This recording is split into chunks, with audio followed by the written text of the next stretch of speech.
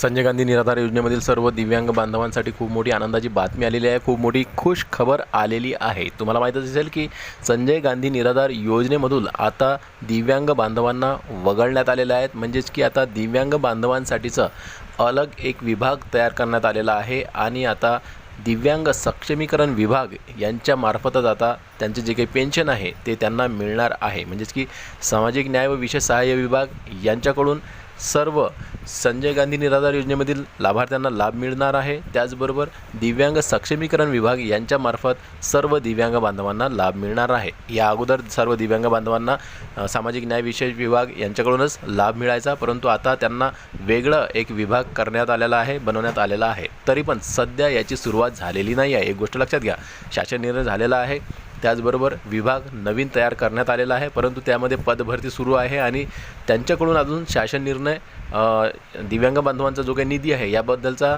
अजून येत नाही आहे। त्यांना फक्त संजय गांधी निराधार योजनेच्या जे काही सामाजिक न्याय विभाग आहे त्यांच्याकडूनच शासन निर्णय येतो आणि त्याच्या मार्फतच त्यांचा निधी दिव्यांग बांधवांचा सध्या तरी मिळत आहे। परंतु आता सध्या त्यांच्यासाठीची खूप मोठी खुशखबर अतुल सावे सर यांनी दिलेली आहे। नेमकं काय त्यांनी म्हटलं आहे, काय निर्णय दिलेला आहे, कशाबद्दलची खुशखबर आहे हे आपण आजच्या व्हिडिओमध्ये बघणार आहोत। नमस्कार, मी देवानंद गवांदे आणि आपण बघता हा टेक्निकल मराठाजी। तर दिव्यांग बांधवांनो, तुमच्यासाठी एक मोठी खुशखबर आहे, ते आपण बघूया। दिव्यांग बांधवांनो, हेच अतुल सावे सरांचं ट्विट आहे जे की एक्स हँडलवर त्यांनी ठेवलेलं आहे। तुम्ही बघू शकता, यामध्ये काय लिहिलेलं आहे, दिव्यांग बांधवांचे जीवनमान सुरक्षित आणि सक्षम करणे हेच आपल्या सरकारचे मुख्य ध्येय आहे। या उद्देशाने एक अत्यंत महत्त्वपूर्ण निर्णय घेण्यात आला आहे। तुम्ही बघू शकता, यापूर्वी तात्पुरते दिव्यांगत्व प्रमाणपत्र म्हणजेच की टेम्पररी UDID असलेल्या लाभार्थ्यांची विशेष सहाय्य योजनांचे लाभ तांत्रिक कारणांमुळे थांबवण्यात आले होते। मात्र आता वैध तात्पुरते प्रमाणपत्र असलेल्या सर्व लाभार्थ्यांना प्रमाणपत्राच्या वैधतेच्या कालावधीपर्यंत हे लाभ अविरत सुरू ठेवण्याचा निर्णय घेण्यात आलेला आहे। म्हणजे काय, तर तुम्ही समजून घ्या, तुमच्याकडे जे काही UDID कार्ड असेल, जे काही तात्पुरते स्वरूपात असेल, तर त्यामध्ये जी तारीख लिहिलेली असेल एक्सपायरीची किंवा मग वैधतेची, म्हणजेच की समजा असं समजून घ्या की 2015ला तुम्ही हे UDID कार्ड काढलेलं, त्याचबरोबर त्याची जी वैधता आहे ही 2030पर्यंत किंवा 2028पर्यंत जर असेल, तर मग तुम्हाला 2028पर्यंत याचा लाभ अविरत मिळणार आहे, हे यांनी यामध्ये सांगितलेलं आहे। जर 2030पर्यंत तुमची वैधता असेल प्रमाणपत्राची, तर मग तुम्हाला 2030पर्यंतचा जे काही लाभ आहे, तुमचा जो काही निधी आहे, पेन्शन आहे, तुम्हाला मिळत राहणार आहे, असं यामध्ये हा निर्णय घेण्यात आलेला। खूप मोठा निर्णय शासनाकडून घेण्यात आलेला आहे। तर या निर्णयाचे फायदे काय आहेत हे सुद्धा आपण पुढीलप्रमाणे बघणार आहोत। बघा, एक आहे संजय गांधी निराधार योजना आणि श्रावणबाळ योजनेचे मानधन नियमितपणे मिळत राहणार आहे।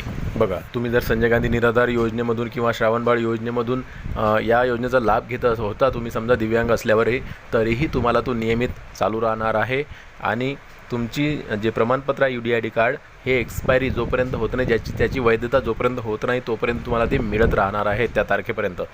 दुसरं आहे, 18 वर्ष पूर्ण होण्यापूर्वी कायमस्वरूपी प्रमाणपत्र न मिळणाऱ्या लहान बालकांनाही या निर्णयाचा मोठा आधार मिळणार आहे। तर तुम्ही बघू शकता, 18 वर्ष पूर्ण न होणाऱ्या आणि प्रमाणपत्र न मिळणाऱ्या बालकांनासुद्धा हे निधी किंवा याचा लाभ मिळणार आहे।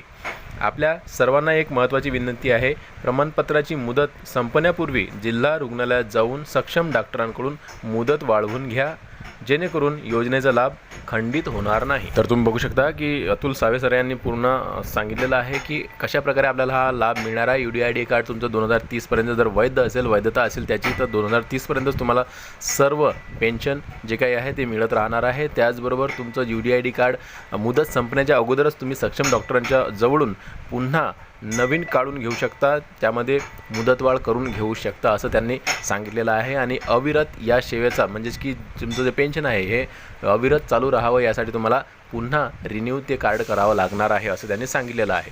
तर हा खूप मोठा महत्त्वाचा निर्णय घेतलेला आहे शासनानं। अतुल सर यांनी खूप मोठा निर्णय घेतलेला आहे। तर खूप मोठी बातमी आहे दिव्यांग बांधवांसाठी। व्हिडिओ आवडल्यास टेक्निकल मराठाजी या चॅनलला नक्की सबस्क्राईब करा। व्हिडिओ पुन्हा नवीन एका व्हिडिओमध्ये, तोपर्यंत जय महाराष्ट्र।